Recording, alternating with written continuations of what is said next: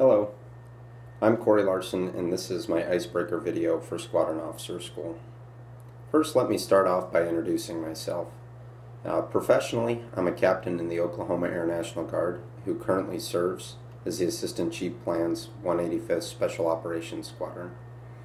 Personally, I'm a husband and father of 2 little girls who enjoys being active in my local community running club and spending time with my family. Now, if I were to point to one single experience that has helped shape me the most in terms of how I approach life's challenges, it would be my experience as a collegiate athlete. What this experience taught me is, first and foremost, to be successful, you have to have goals you want to achieve. Additionally, you need to have a plan on how you want to accomplish those goals. You need to have the discipline to adhere to that plan, and you must have the focus and adaptability to not break down and quit when things don't go quite as you would like to plan and you're forced to deviate. Now, the personality test we took earlier on in this course describes me as a, quote, virtuoso. I would say that's fairly accurate. I am somebody who enjoys different challenges, whether it's moving to a place that we've never been. I actually enjoy that aspect of the military, or traveling somewhere that I've never been, or running a race or a distance that I've never done before, or taking on a challenge at work, whether that's having to learn about an AFI that I haven't looked at much before, or leading a group of people that I'm not familiar with. Now, moving on to my leadership philosophy. I'd like to think that I'm a situational leader. The reason for this is twofold.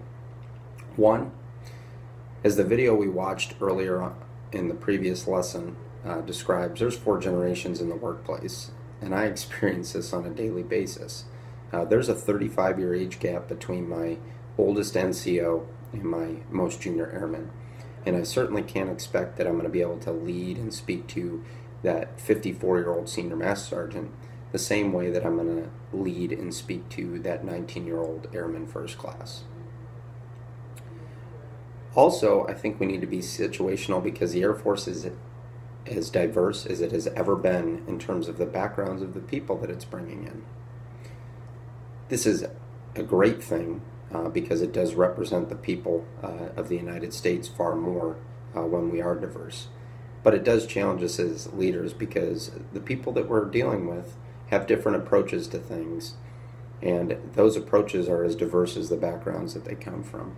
Now, with all that being said, while we must adapt and be situational in our leadership styles, the one thing that we cannot change and must not compromise on is the standards.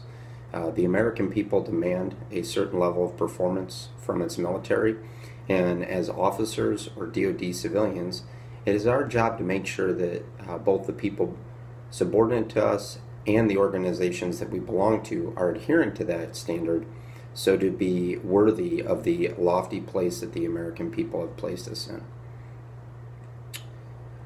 Furthermore, I believe with those standards, the number one thing that we must do as leaders is hold those standards ourselves and lead by example. If you are constantly setting the standard, it is difficult for the people underneath you to want to break down or fall below that standard, and they'll rise to the level that you're at. All right, that concludes my icebreaker video for Squadron Officer School, and I look forward to the feedback.